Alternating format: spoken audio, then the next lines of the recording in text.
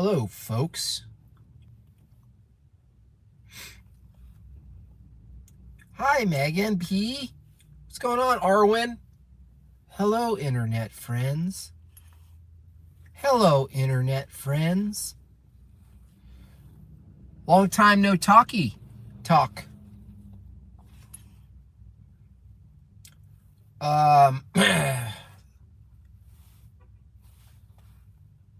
Nice beaver. Thank you. Yeah, this is my when it gets cold hat. Being in my car. It's getting cold around these parts. Hi from China. Oh, Australia. Hello.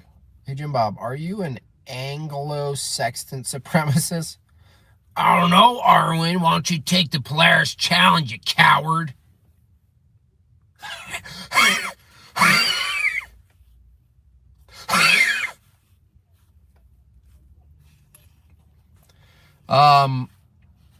I think I've actually had an impact on Sean Hawkins because I just tell him very kindly, hey, dude, you just you scream and curse and stuff too much, and you just, it's, you don't have to do without insults, but you don't want to just lead with insults.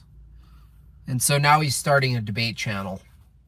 And then he realizes that he can't, if he wants anybody to watch him, he can't just be like, coward, you dipshit, coward, you fucking dipshit.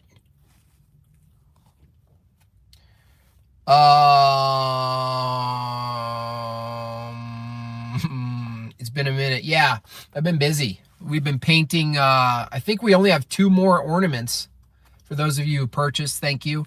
It's gonna be. It's really funny, obviously, but it's also gonna be a fun collectible, because who knows what next year's ornament will be.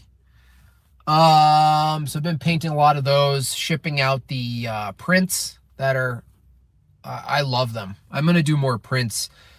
I've done prints before, but I didn't realize like that you can get really nicely made prints that are impressive.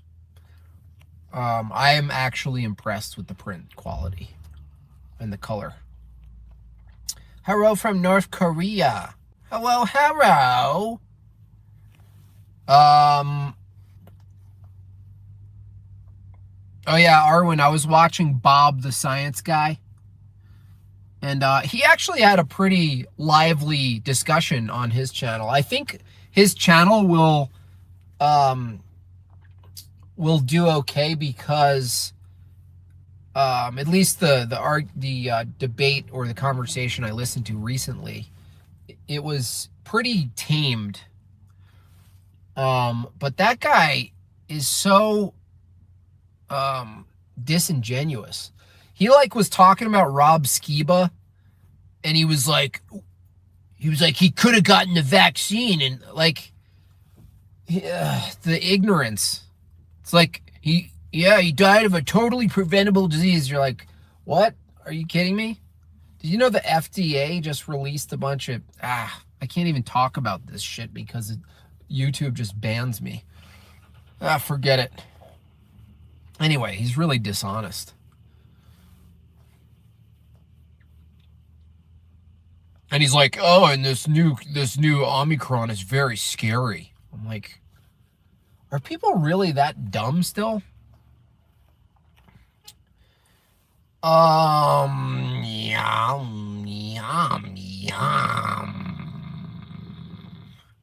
So I named this corporate health because obviously we're in the era of big pharma corporate health, but I'm seeing very interesting sort of cultural changes. You know how most of us who work day jobs have, not even a day job, just in our regular conversation, it's suddenly totally normal conversation, just like the weather or where did you get your pants?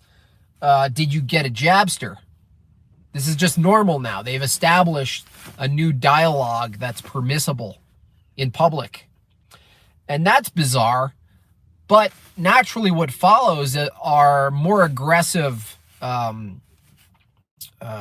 conversations or offerings within company culture or just in general. And something that happened to me at work was bizarre. The manager who I defied, she was going around with a little sheet of paper and asking people just straight up. And then she got to me and she was like, do you want a B12 shot? I'm like, what? And she's like holding a paper, which I then learned was a waiver. And we're at the point, and if this is happening in the place I work, there's probably other companies that are already ahead of the curve and they're already doing this, like Google, I'm sure, Google Campus. She was literally organizing injections. A private distributor or supplier or service comes and you sign a waiver and you get it. And I get it, it's B12. I mean, you can just eat a steak, or you can chew on a mango seed if your dog's a vegan. But that was jarring because I asked her, I was like, oh, like a shot, like a supplement, like shot. And she's like, no. And she made a little injection gesture. And I was like, what? I was like, it's not about what it is. It's not if it was vitamin C, if it's whatever. It's inappropriate for company culture. It's inappropriate. You're asking people directly in front of other people if they want some level of health intervention. And someone might say, well, no, that's just like her asking if you want a vitamin C tablet. And I get, in principle, it kind of is when we're talking about just the particular of the matter. But because it has to do with injections, given the current climate, medical climate, it was very jarring. I was slightly disgusted and just kind of like, obviously just like, ugh. And it basically hit me that in the near future, given that the new public conversation that's permitted is all about your private medical choices, that in certain company cultures, they'll just have like sort of like a health expert, they'll call it an ambassador or some shit. Google's health on-site health ambassador, some dumbass name, and you have a medal and a lanyard.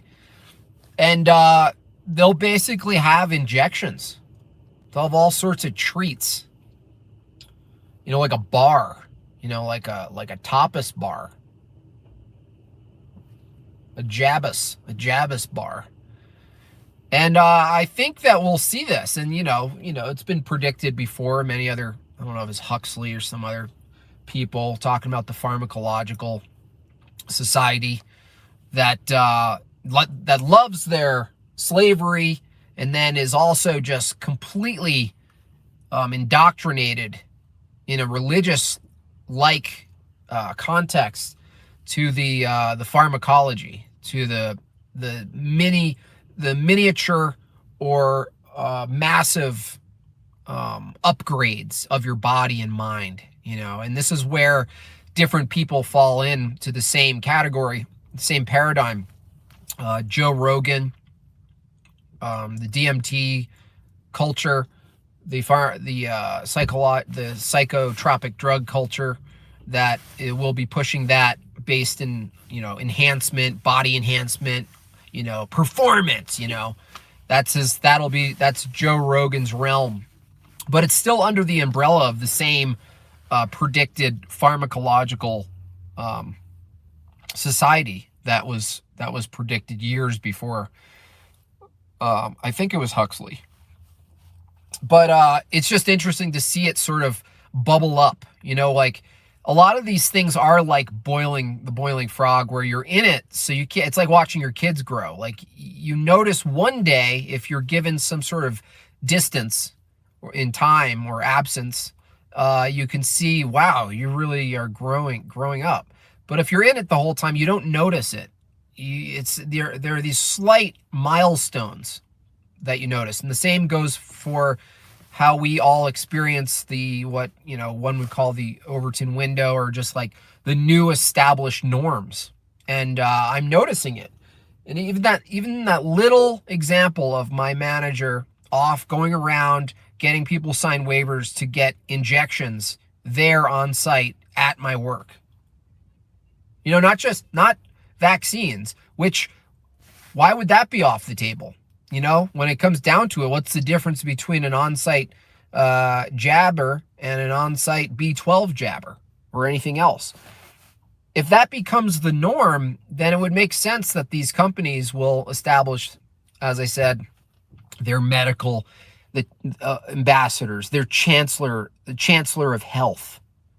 There's a chancellor of diversity, a chancellor of health. And you give people their little titles and names, and they're more than happy to hold that office and walk around with their little cart, knock on the cubicle doors. Hey, guys, hey, it's 12:30. You know what time it is? And they squirt. They have a giant one that's sort of like a novelty. If Gallagher had a syringe, it would be like that. And it just squirts it up in the air, and everyone's like, yay, and they clap. It's bizarre, but also totally expected. It was jarring to me, but also oh, yeah, that makes total sense now.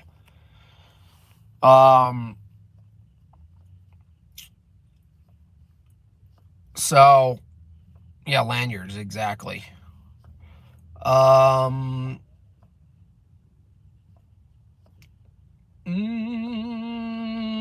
Businesses are now being trained to be the foot soldiers for government's ridiculous. Yeah, that's, I was talking to my coworker today. Her and her husband are totally against all of it. But she keeps kind of quiet because she's new. But because of me, she's now not wearing a mask. And she's like, we were talking about how it's so easy to develop these foot soldiers. I mean, that's how they, the foot soldiers end up being sort of like the subordinates of the heroes. In this case, extensions of the heroes. In this case, in this paradigm, the heroes are the nurses or the health, the health people, the lab coats, the doctors, the epidemiologists, Lord Fauci, the shaman Fauci. And so, the foot soldiers end up being extensions of those directors, those guidance systems. And it works fairly well until there's some critical mass that is just done with it. And I think that's happening. I'm in a very kind, humble, non-aggressive way, creating somewhat of not a problem, a split. I'm creating a split at my work.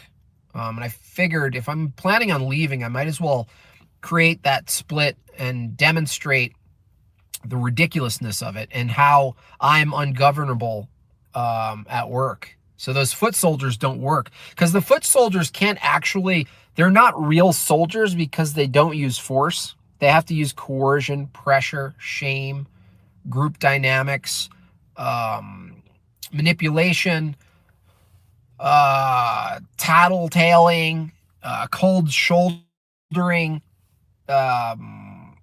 gossip. And so when you show that doesn't work, people get a little fearless, and they're like, oh, okay. Well, obviously that's not working on him, and he's not mad, and they're not mad. It's just kind of calling people's bluff. And that's the good news about the current position we're in, the current phase, is that the foot soldiers actually don't have the force. They just have their little sad eyes. And they're usually women, by the way. But it made me think further about all the zombie movies, right? That are so popular, and how it parallels today so much in so many ways. But it occurred to me that given people can look at a screen and be frightened again of something that they can't see, nor is there any evidence of in their daily life, nor is there anything in their reality that correlates or is expresses what's coming through the screen at all. There's no lineup between the two. Given that that's possible, and it permits someone with their 3 masks on to harass a pregnant woman in a store who doesn't have a mask, given that it enables, and I hate this word, but emboldens people in to be bullies in sort of a reality physical chat room where they have mask anonymity. Their face is hidden so they can just, and they can do all that. Well, given that that's possible, and that's just a example of a behavior that's then suddenly permitted at the massive scale in society, in public, it's totally reasonable that if the government at a certain level in this paradigm, once it's like well established that there's just diseases constantly every season, and you can get people to bow down each time, right? Given that sort of Pavlovian response, it's entirely reasonable to expect, at least understand the possibility that those people can also be convinced that there are people that are literally directly threatening their lives. And I know people already, think this. They're like, you're threatening my kid, you're threatening my life, you're not getting jabbed. But I mean worse than that. I mean, it's possible for the government and the infusion agency and the guidance system, media, to present a narrative that is almost identical to an actual zombie apocalypse, where people are presented, to the public as a nuisance, as all near animal, and the symptoms are any sort of acting out of line, any sort of emotional outburst, acting out of line. So in other words, the more in line people are in this sort of, mouse experiment that they're doing, the more controlled and in line people fall, and how quickly they abide by those rules and how consistent they are with those rules, the more ridiculous someone who's acting out of line will look. The contrast, in other words, will be peaked. So that's what I'm talking about. So in a society that is so used to the level of compliance, it's almost The Sims in reality. A society that's well immersed in that reality, and that's just the norm, where people are so compliant. In that world, someone who's acting out just a little bit will look like a crazy person. And so it's that trick, that contrast. It's like fish out of water. They're not actually crazy or anything. It's just that in contrast to the order. It's just like those on a smaller scale. You walk into they filmed like someone sitting at a doctor's office, and all these people are sitting down, and there would be a buzzer, a beep, and everybody would stand up, and the one person who they're playing the trick on is so confused. And it's actually them who look crazy doing that. But in contrast, over 10 reps only, beep, they stand up. In contrast, the person not complying looks crazy and feels crazy. It's like the ultimate gaslight experiment.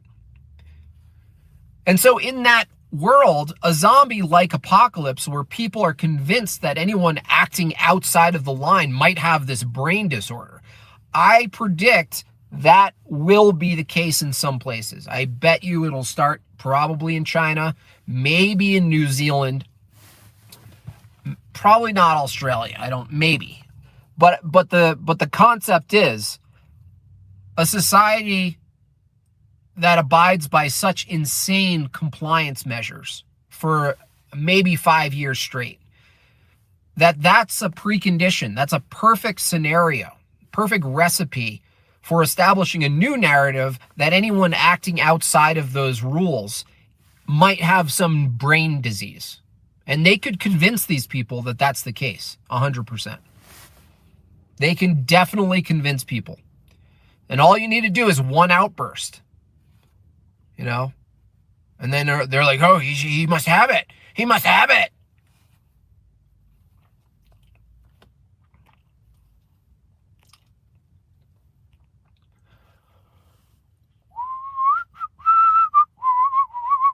Being chirpy and happy seems to be out of line. Yeah, that could be very well one of the symptoms. I mean, considering what people believe through their guidance systems today and what they're willing to accept from an authority figure, I don't put it past them to be like, no, happiness, some level of delirium, a lot of chattiness, when people are too chatty. I mean, these are all symptoms of the new, the new variant. They could totally convince people of that. Reminds me of the episode of Black Mirror, Men Against Fire, put the tech in the soldiers. Exactly. Yeah, that was such a dead-on example. It was both literal and metaphoric because that's literally what we're doing now. It's like we don't need the helmets. All you need is the screen to tell you, oh, the unvaccinated. They're like the monsters, right? Or, if you do it at the level of war, like they did in that episode, where it's like you convince the soldiers, that the Pakistanis or whoever that we're talking about in any fuckistan country is the animal. They're beasts. They're animals. Total barbarians. You turn them into beasts so that you can justify blowing their kids up, blowing the Palestinian kids into bits. It's like bacon bits, except they're Palestinian. It's like bacon bits, except Palestinian kids. That's the thing, folks. And it works. And it's not new. It's just, in Black Mirror, they did it in a pretty genius way because it's really applicable outside. The thing is, people don't need to have guns to be soldiers. It's just unnecessary. In a way, the pressure, the compliance, the dependency on larger supply chains is much more effective than force. Way more effective. It's like a cow. It's like if you got the sheepdogs, if you get the animals in the right pen and dependent on the shepherd, dependent on the person feeding them, they will act accordingly. You don't need to introduce the sheepdog to bite. It's only when things get a little out of line. But mostly what we're seeing is you don't need any force. You don't need any war. You just need psychology, psychological operations. Folks, this is what it is, folks. COINTELPRO. Soldier's mindset. Yeah, and that's what's so, to go back to, not that I expect anything from the garden gnome Chomsky, but he spent his whole career talking about, the militarization of corporations, but also language, and how we're in the most blatant example of that. We're living in that now. And he's all like, I mean, he's probably like 98 shitting himself. So he's not gonna go do a talk and suddenly change the world. So whatever. Fauci is now saying checking for proof of vaccine for family members to come over. Yeah, that's happening in my family. Like in my own personal direct family, not the one I live with, but my family in New York. And it's the women. There's definitely, there's tons of gamma males, female men who are like, yeah, I'm going to get hurt. but mostly they're at the mercy of their women, and the women are using their God-given trait, which is a good thing, but they're using it in a context where it doesn't belong, which is their, mommy knows best governance, where everybody's unsafe and you have to take all these measures to protect everyone. And, the world becomes a giant daycare center / hospital, and everyone's a nurse, doing this for your own good. I'd like to rewatch One Flew Over the Cuckoo's Nest. I bet there's some really heavy hitting shit in that movie right now that we missed, or that we don't remember. But that's happening in my family. There's demands, get a on the fly test right before everyone meets at Christmas. It's like, do the rapid test. Everybody eat at separate tables. It's insanity. It's insanity. And then, you get mad, but I've said this before, is that once you understand what must be true for that person to act that way or make those demands, you start to have compassion because they're living in a hell. They're living in a hell.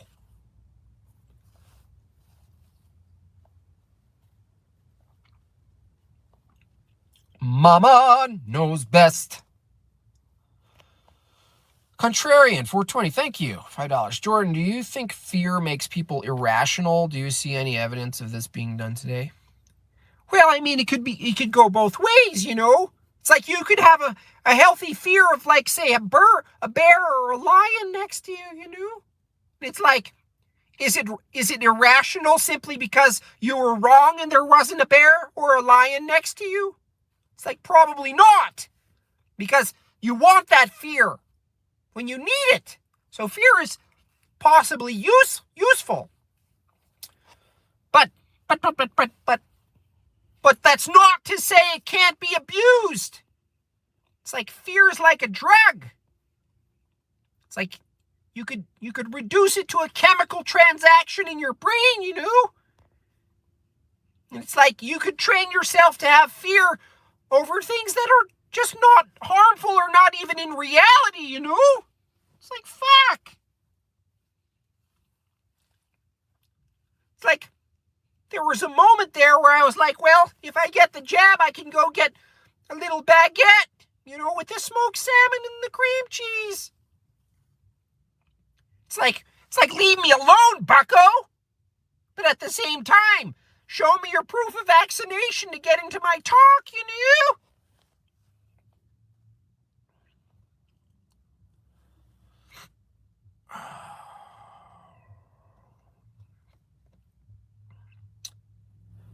Sorry to hear that. Made by Jim and ruining their holiday. Yeah, it's mostly my parents. My parents are in their golden years. They're still together, happily married. They have 5 children. They have 13 grandchildren. And all they want is to see them and hang out and have Christmas and all this shit.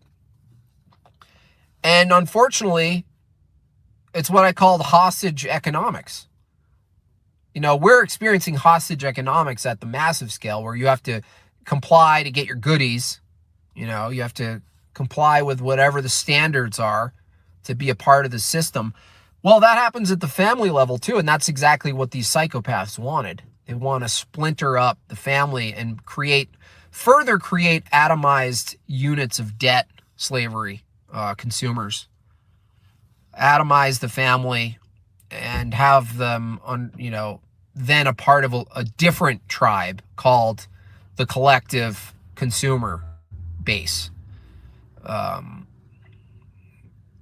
And it's unfortunate because, my parents, who are supposedly the most, in danger of the coof, are maskless and without vaccines and just laughing at everybody, and they're getting booted out of shit. My mom, and this is crazy, my mom was a part of, there's a little group in town, the town I grew up in, they're called Hutterites. They're like Mennonites, kind of. They're like the Amish, but they're different, like, sect. And you'd think they were super based. Well, every year she would go to, like, their civic dinner, And now it's vax only, and she's not invited. She can't go there because she won't get an injection. And this is a tiny mountaintop town of 3,000 people or less. One red light. We're talking about a town you would think is like, yeah, right, we're not doing any of this shit. I don't see any reason to do any of this. Wrong. It's amazing what's possible with the phones. So yeah, they're getting abused everywhere. My mom could handle it because she just sees it biblically. You know, when you see it through the lens, it's not personal. It's biblical. It's like, oh, they hate that I don't have fear. Oh, I'm ruining their year-long holiday called pandemics. The year-long holiday pandemics. The free person who's maskless, joyful, not mean, not spiteful, who lives in the biblical lens of it, understands where their freedom is. It's not, your freedom isn't being able to go places, by the way. Your freedom is spiritual. That's really the only freedom there is. All the anarchists, libertarian, constitutionalists, well, freedom. No, Ben Shapiro's not free. Well, I'm going to strongly disagree. I have enough money. I can buy whatever I want. I mean, I'm vaccinated. I'm willing to wear a mask to go to any store that I wish to, and I get to participate in society. No, you're not free.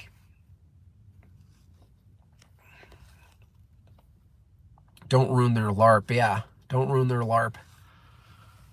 That's what it is. It's just like they, but luckily, my mom is really based in scripture. And she sees it all. She sees it as nothing more than just another expression of the fallen state of man, worshiping other men, worshiping the world, worshiping information, worshiping and protecting what they see as their only blip of existence, the material world. It's materialism. And that's what fear and materialism work hand in hand. If someone's a materialist, they're subject to fear. If someone gives into fear, they will eventually appeal to materialism. It's like it's almost like a chicken or the egg. And by materialism, I don't just mean like like the consumer sense. I mean like the philosophical sense. That this is all there is.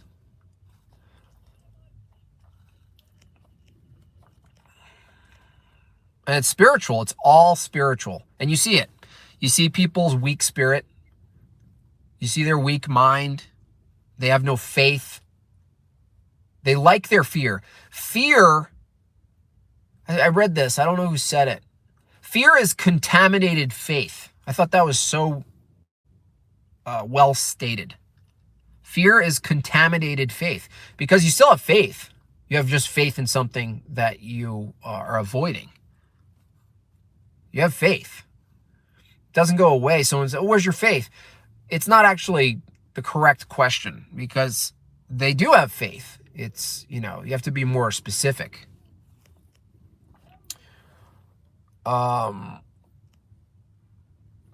People in a state of Queensland are being prohibited from having emergency surgery. Yeah, it's insane. You guys you literally are gonna have to have a war or a parallel society. You're gonna have to have doctors and surgeons split away from that world and risk whatever that penalty is. It's a war. You're in a war. It's not the kind of war we're used to being.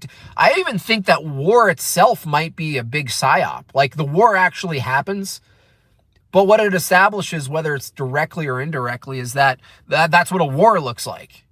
If you convince a bunch of people that, well, we're not at war at least, then they're so willing to accept everything that's not that. It's like this trick where you present the extreme and people accept whatever the alternative is that's less than that. Well, at least there's only one jab. At least, we have to do all this to still get our food, but at least we're being fed. I mean, that's a good thing. It's constantly happening. It happens in politics. It happens with candidates, voting. So war itself is another one of those things where, yeah, if it gets bad enough, it might just come to blows. You know, people eating their dog, they're, eating, shish kebabs of their fucking chihuahuas in Los Angeles. But the concept is burned into our mind what a war looks like. Oh, it's guns and there's blazing and everyone's chaos. And, oh, I'm so glad I'm not in that environment. You're like, yeah, it's true. That environment's comparatively worse than being in the very fluffy, comfortable prison. But that's just a preference. That has nothing to do with whether you're in a war or not. You're still in a war. You're just in a very comfortable war. And so, yeah, Queensland, like, it's a matter of also breaking away from those. You have to risk dying early. That's the brute fact of it all. Like, if you can't figure out how to get the modern world's amenities, their services. Oh, but we can do that now. So everyone, we should all get access to it. Yeah, that sounds like a good preference. But the reality is you might have to risk not having access to really fancy shit, whether it's, a Nutella covered apple or a really high-end neurosurgeon, heart surgeon. These are the things, again, it's hard to transcend that problem because you're like, what? There's got to be someone who can help me. This is such a shame. I need the surgery. This is such a shame. But the thing is, it's a reminder that this is temporal. You will die. You might not die. You might get the surgery. You might not. You might die in a million other ways. It's like the test is constantly about where your faith is. Is your faith strong enough that you don't fear death at all? Or is your faith only strong enough up to the point where someone takes away something you think you deserve to have? And you're like, well, I wouldn't have died if they didn't get, they should have given me the thing and then I wouldn't have died. It's their fault. It's like, maybe this whole process is about revealing to us that it's not about all of those things. It's not about all the systems.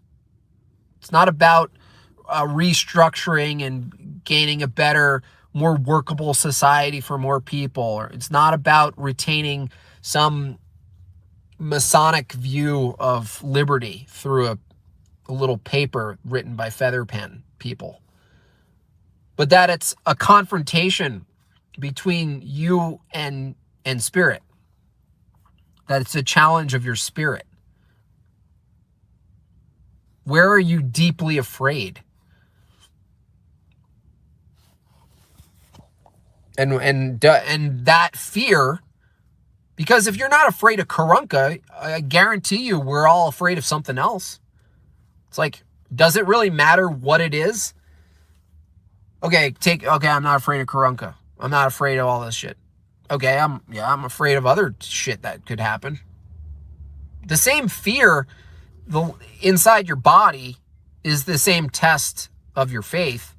It doesn't matter if it's the coronavirus nonsense or terrorism, as it were, or anything else, or the government, the court, the tyranny. Oh, we're facing tyranny. Yeah, that's all topical. It's all temporal. It has nothing to do with your spirit. It has nothing to do with it.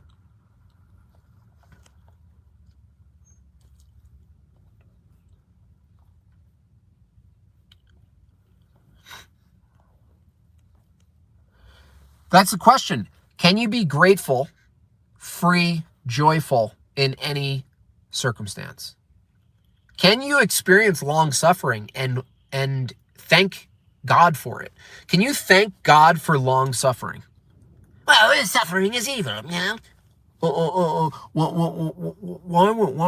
would anyone in their right mind, be grateful for suffering. I mean, it seems counterintuitive. It seems psychotic.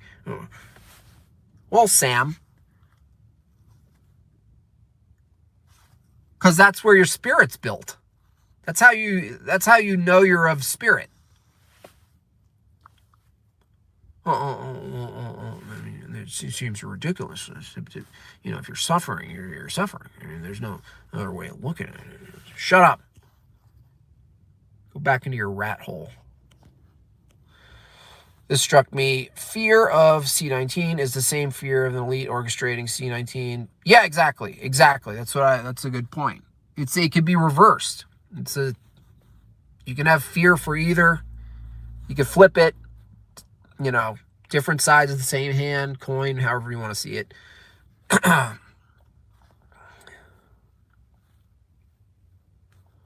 Each day is a blessing. It is. It's a blessing. So you can't live too far in the future. There are wars to fight. There are things in the material to battle over. But it's always a test. You know, it's always like the devil pulling you into the materialistic view where, you know, the whispers are like, you know, of course it's a gay snake who's like, fuck yeah. It's like, you gotta fucking fight for your fucking freedom so fucking hard, right? It's like, you're gonna fucking let this fucking totalitarian global world governments fucking take over? I don't fucking think so. You're gonna fucking fight. Yeah, you're gonna fucking kill whoever you fucking need. That's right. Yeah, fuck yeah. That's right. You're close. You're really close. There's an awakening. There's a fucking awakening that's so fucking hard that it's like nobody can stop it. It's like the awakening is coming, and it's like these people have no fucking idea what they're gonna hit them.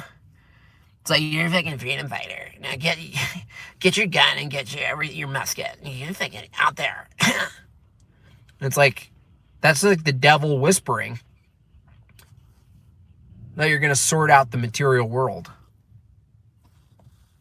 Oh, fuck yeah.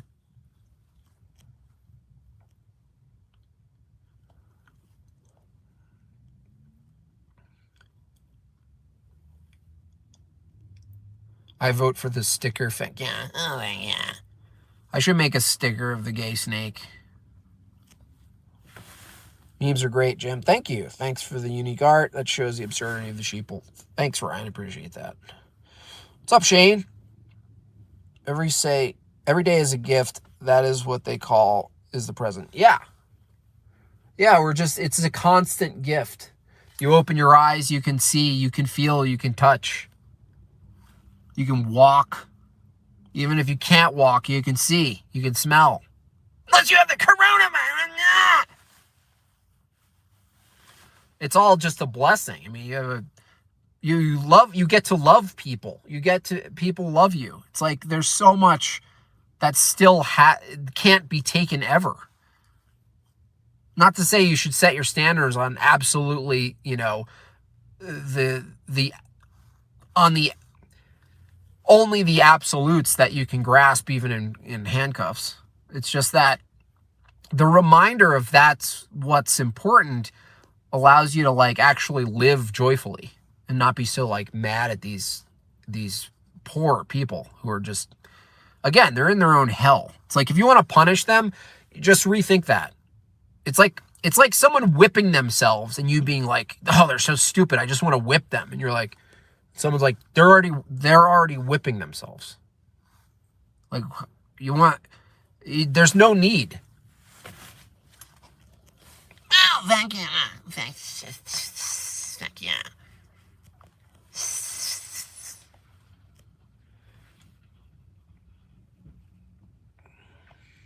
Oh, yeah.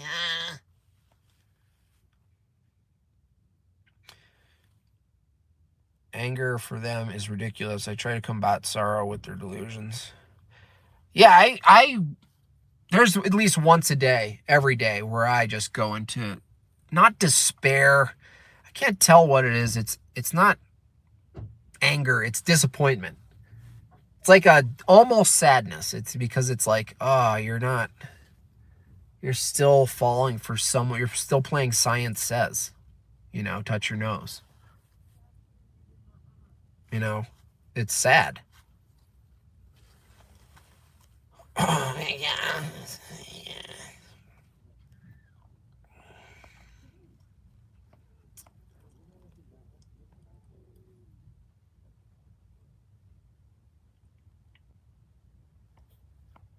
The worst is the border of your profile pic on Facebook. I have a healthy distrust for authority and I'm vaccinated. I know that's pretty funny.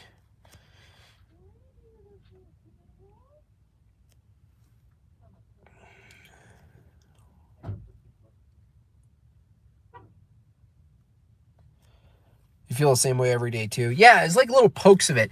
That's why I want to be around just more, my family more and not in, that's part of like quitting my job, and going full-time home or getting closer to self-reliant food sources, or at least within communities, is that it's not just breaking away from this psychopathy, the neurosis, the neurotic zombie world. That's getting away from, the part where we wake up and we get into that mode where like, oh, the despair of these, like, oh, it's contagious. At that point, we're trying to get away from something and not go towards something. And it's such a fine line. We're feeling the two of those things at the same time.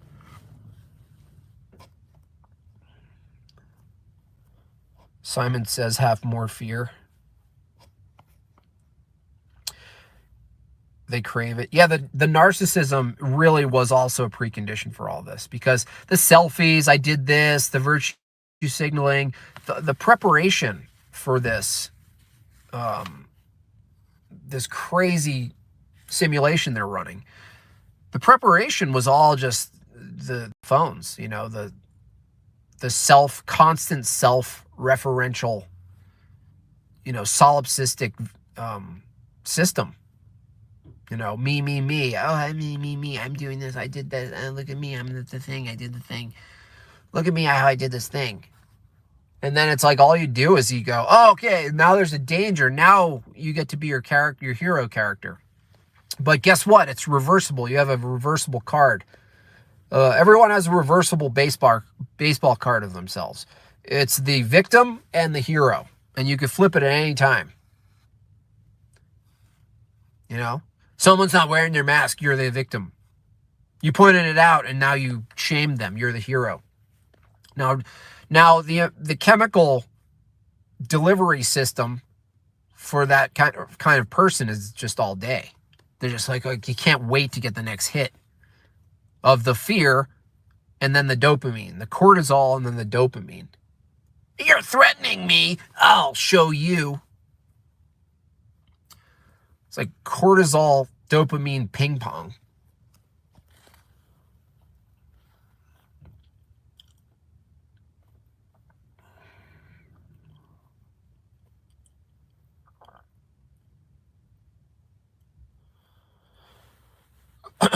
As funny as the gay grappler snake is, I truly believe that most men won't form a spiritual militia. Well, yeah, we're in the world of total, not only decadence, which has been historically, even in biblically, decadence is paired with degeneracy for a good reason, usury, and that's where it goes. And so, that's not surprising.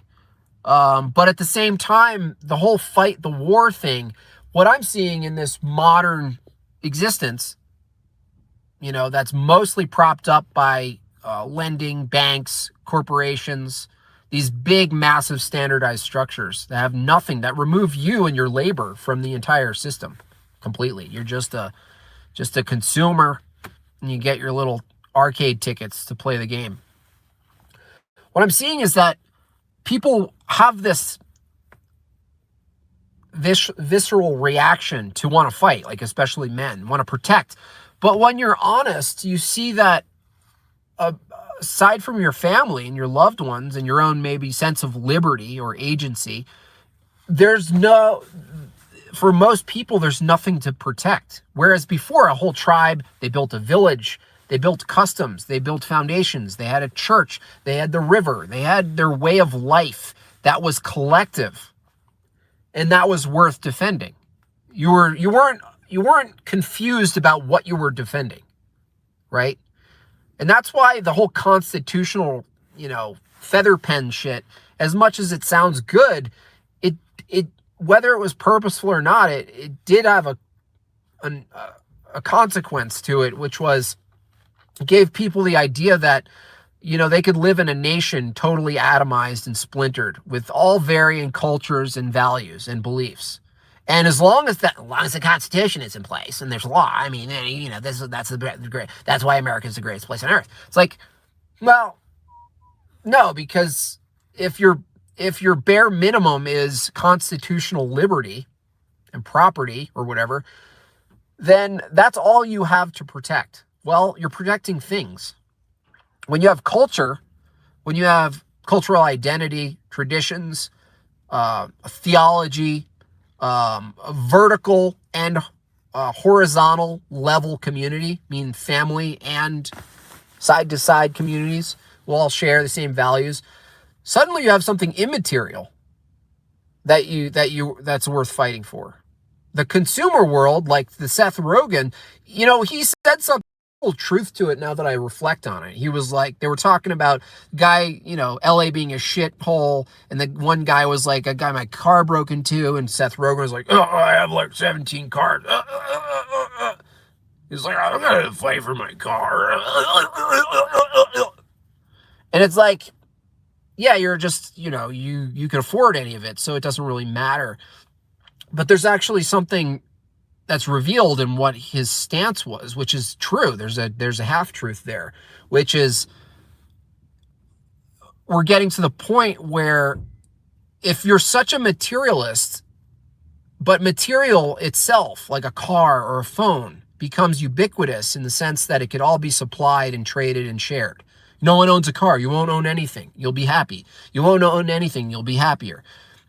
The complacency that is paired with that kind of system is blatant, and it's definitely was embodied in Seth Rogen's response, whether he knows it or not, where he's actually inadvertently pointing to that you can be totally fine not protecting anything that that's illusory, that's yours. Oh, the car is mine, or it's just a car. And then there's something freeing in that. Oh, it's just a car. Don't worry about it. We can get another one. It's just material. There's this weird dichotomy between, oh, it's just material. It's just it's just nothing. It could all be replaced. But if that's the basis of your entire society, then there's nothing worth fighting for. It's actually a perfect way to get a bunch of compliant people who don't fight back for anything, because what is something to them? Well, it's just things. So as long as the things are provided and my life's not too altered, then I don't know. This is a car, dude.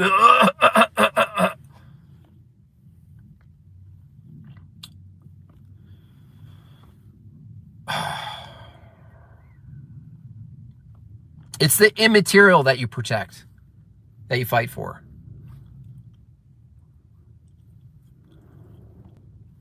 And being able to fight and form militias with people is totally dependent on you having a unified value system of what you're actually fighting for.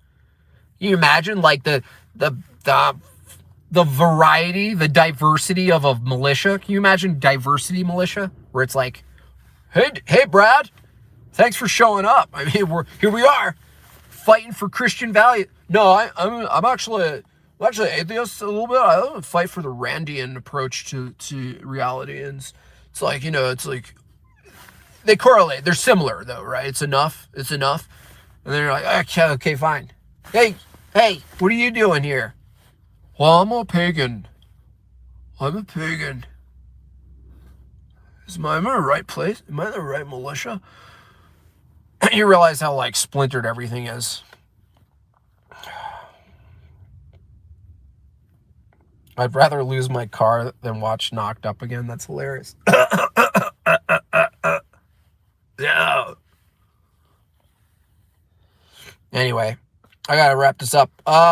Thanks for the super chats. Thanks for everyone who purchased an ornament. I think they might be gone by now. I think there's probably about 20 prints left of the In On It, which is one of my favorite comics that I did. A bunch of people in masks, and the one guy in the middle is saying, "Do you know how many people would have to be in on it?" So sick and tired of hearing that phrase. And so some of those are still available. They're signed, dated, limited run, and I'll be doing more prints and things like that. So enjoy your Fridays. I might do a short stream tomorrow or might not.